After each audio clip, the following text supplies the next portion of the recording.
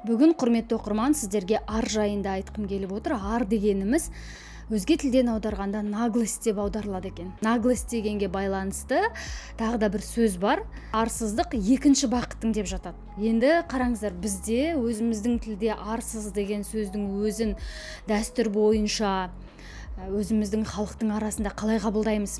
Дәстүрдің өзінде арсыз деген сөздің өзі жаман естіледі құлаққа. Ұятсыз, арсыз, намыссыз деген сөздердің барлығы бір топқа келіп жиналады. Енді қарап тұрсақ, қазір сол ардың, шынына келгенде намыстың қаншалықты бізге көмегі тиіп жатыр, болмаса кесірі тиіп жатыр. Арсыз деген сөзге бір шолу жасағым келіп отыр. Бір кесірі тигені менің ойымша ұялу, жасқану, қысылу, қымсыну, осының барлығы осы ардан келіп туындайды. Неге? Себебі өзім әжемнің қолында өскеннен кейін ұят болады, болмайды, біреудің ала жібін аттама деген секілді сөзбен құлағымызға құйып сол нәрмен өстік қой енді, иә. Енді былай қарап тұрсаң, қазіргі таңда сол білім алудағы жолда өте қатты кесірін тигізеді. Ең бастысы айтқым келетін білім алу жолында, басқа жолда айтпаймын.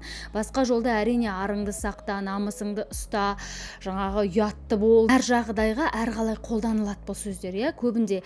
Енді қазір арымызды қаншалықты сақтап, қаншалықты ұялып жүргенімізге байланысты бізде көбінде ісіміз алға жүрмей қалып жатады. Неге? Себебі білім алуға қорқамыз. Білім алуға ұяламыз, барып біреуден сұрауға ұяламыз, қысыламыз, ана кісіге жақындап сұраудың өзіне қысыламыз, иә. Осы дүниенің барлығы бізге кедергі жасайды екен. Кедергісі осы арланып отырып, біз көп нәрседен мақұрым қалып қалады екенбіз. Неге? Себебі барып сұрай салу, білудің өзін намыс санап, ар санап, ұят санап отырған уақытта өзге елдер дамып жатыр, өсіп жатыр. Себебі сұраудан ұялмайды, себебі білуден ұялмайды. Ар дегеннен аттап барып білім алады. Шынын айтқанда. Енді сіздердің әрқайсыңызды өзіңіздің мамандығыңызға байланысты мен осы ар жайында сөз қозғап отырмын.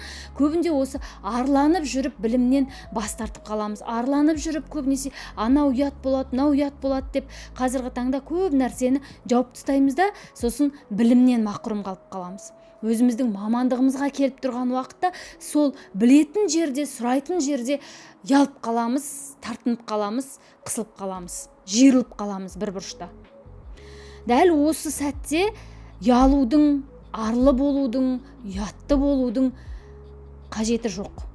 Себебі білімге ұмтылыңыз, білуге ұялмаңыз, сұраудан ұялмаңыз. Ең бастысы сұраудан ұялмаған уақытта сіздің бірдеңеге, бір жетістікке жететініңіз ол анық. Білмеген нәрсеңді сұрап алуды ар көрме дейді. Мен дәл осындай нақыл сөз бар. Енді дәл осы сіздерге айтып отырған әңгімем, ар туралы, ұят туралы осы білімге байланысты айтып отырмын. Басқа да дүниеге емес. Дәл білімге келген кезде ар ұятты жинап қойып, қолды түріп қойып білім алу бұл әркімге қажетті дүние. Осылай біз дамимыз, осылай біз өсеміз, осылай біз өшпейміз. Білім аларда батыл болыңыз, сұраңыз, біліңіз. Сұрауды ұят көрмеңіз, сұрап білмеуді ұят көріңіз. Мен солай айтар едім. Себебі шын мәнісінде білейін деп тұрған біліміңді ұялып сұрамай қойған бұл деген өзіңізге жасаған опасыздық, өзіңізге жасаған сатқындық деп білер едім. Өзіңіздің мамандығыңызда білейін деп тұрған дүниеңізді тартынып, ұялып, арланып сұрамай қою бұл опасыздық, бұл топастық. Сондықтан да білім алыңыздар, оқыңыздар, дамыңыздар, арды білімге келген кезде шетке ысырып қойыңыздар.